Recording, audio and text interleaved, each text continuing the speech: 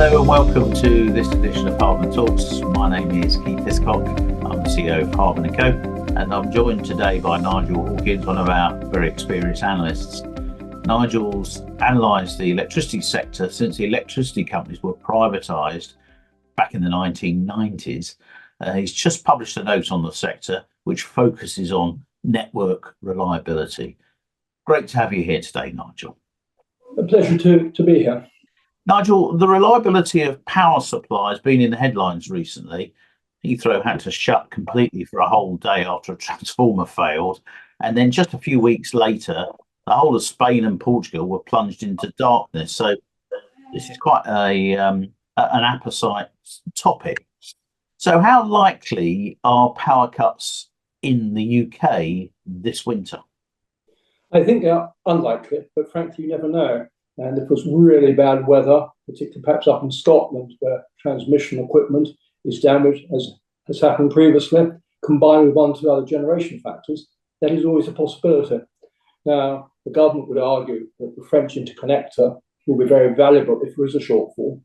But I think it's unlikely, but you've only got to see what happened recently in Spain and Portugal to say, look, we cannot rule it out. But I suspect if there are going to be any power cuts, weather-related incidents will be the most likely. Okay, we've now got far more wind capacity on the system. What happens when there are prolonged periods of low wind? Well, it's always been one of the key concerns about having too much renewable power or renewable capacity. If there is a shortfall of wind over a lengthy period, not just a couple of days, but over, shall we say, 2 or 3 weeks, then it does put increased pressure on other sources of electricity, whether it's nuclear, whether it's gas power plant. And again, it does raise the risk of possible power cuts.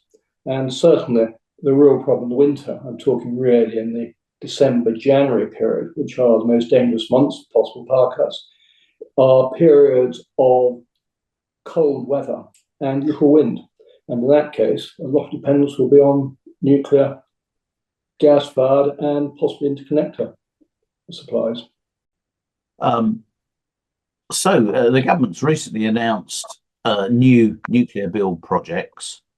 How key are they going to be? That's very much for the long term. Clearly, new nuclear is going to have no impact at all short term. We're talking about 10 years down the line. You've only got to look at the Hinkley Point C construction, which has taken place for many, many years, unlikely to be ready now before 2030 at a massive budget overrun as well. So yes, new nuclear is important very long term, not just big plants, but the government has also made an announcement on small nuclear reactors, the modular reactors, which actually can be assembled off-site. And perhaps not surprisingly, Rolls-Royce has been chosen as the preferred supplier of that technology. There will be a major responsibility on Rolls-Royce to make sure that the 3 plants they're planning actually produce power at the right price without major overruns. We were one of the pioneers of nuclear power and had quite a big building program in, I think, the 60s. Those stations are reaching the end of their working lives. What happens? Well, that's a very salient point. You've got several nuclear plants due to come off over the next few years. And the question is, how are you going to replace them? Yes, there'll be possibly 1 or 2 new nuclear plants in the long term. And make no mistake, financing them will not be easy because the sort of figures of £40 billion for one of the large plants requires a lot of fundraising, whether private sector or far more likely, frankly, public sector. So there's going to be real challenges. Yes, renewables will help over the next few years and so forth. Whether we end up with a lot of wind, some solar, and a lot of nuclear, which perhaps is a scenario 20 years down the line, remains to be seen. We hear a lot about the different sources of power these days, but we haven't heard much about how complex it is to manage a grid which has now got many different sources of power and locations.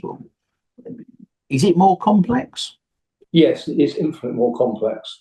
And we've seen recently with the Spain and Portugal situation, where complexity of managing particularly solar plants, wind, and others created a scenario where you actually had 60 million people off power for at least a day, in many cases longer. And given all the investment in IT, blank computer screens, bank transfers, and everything else, it's a very major problem if you start having millions of people affected in that way. So, yes, it is more complex running the grid. And you've also got many plants, particularly wind plants, sited on the coast. And in the old days, you had lots of coal plants in the centre of England. That has now disappeared. So for the national grid to run the structure is very much more complicated. And are we still going to see a boom in UK offshore wind in the coming years? Well, that was the great hope a few years ago. But in the last 2 years, things have changed. We've seen turbine prices rise quite dramatically. Interest rates have not fallen the way that some of the wind developers would have hoped. And a key announcement, I think, a few weeks ago, Ørsted, the very large Danish offshore wind developer, has said we're not going to invest in Hornsea 4 on the basis that we cannot justify a return to shareholders. Bearing in mind that the price seems to have doubled, that's the contract for different price, seems to have doubled in about 2 years. And even then, with a much higher price, Ørsted said, no, the numbers don't stack up. So that's a big problem. You just explain what Hornsea 4 is. It's a major offshore wind plant. And the aim there is to have more and more power produced in the North Sea and the Baltic and shipping it into the UK. The problem is that prices have gone up so much over the last couple of years. The finances looked quite strong 3 or 4 years ago on investment in those sort of plants.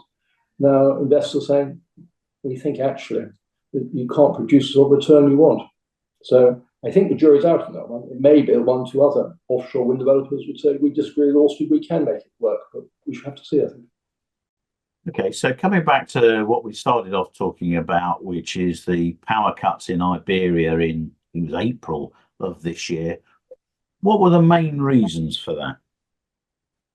Bluntly, I'm not sure we really know. The Spanish government put out a report very recently blaming essentially Red Eléctrica, which is the grid operator, and some private generators for not honouring their obligations to maintain or help maintain grid stability. Red Eléctrica said previously, don't blame us, it's not our fault. Some of the private generators, who interestingly are, I think, around saying unnamed, they're clearly not happy. What seems to have happened, I think, is that some solar power plants became non-operational, deliberately or otherwise, and that damaged grid stability. Red Eléctrica apparently are going to put out their own report. I suspect the one thing that we will notice is it disagrees quite strongly with the government conclusions.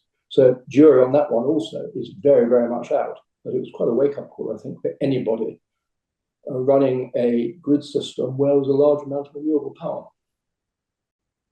And what lessons do you think the UK could learn from that outage? I think it's fair to say the government, and particularly Ed Miliband's department, will be poring over all the evidence of that with tremendous care.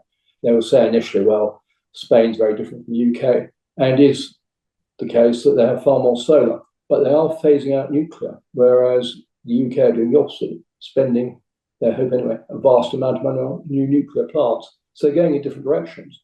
But I'm sure at the grid level in particular, there are real lessons to be learned from what happened in Spain and Portugal. And when we talk about 60 million people losing power over many, many hours and all the problems that caused, we had elderly people having to walk 5 miles home down railway tracks.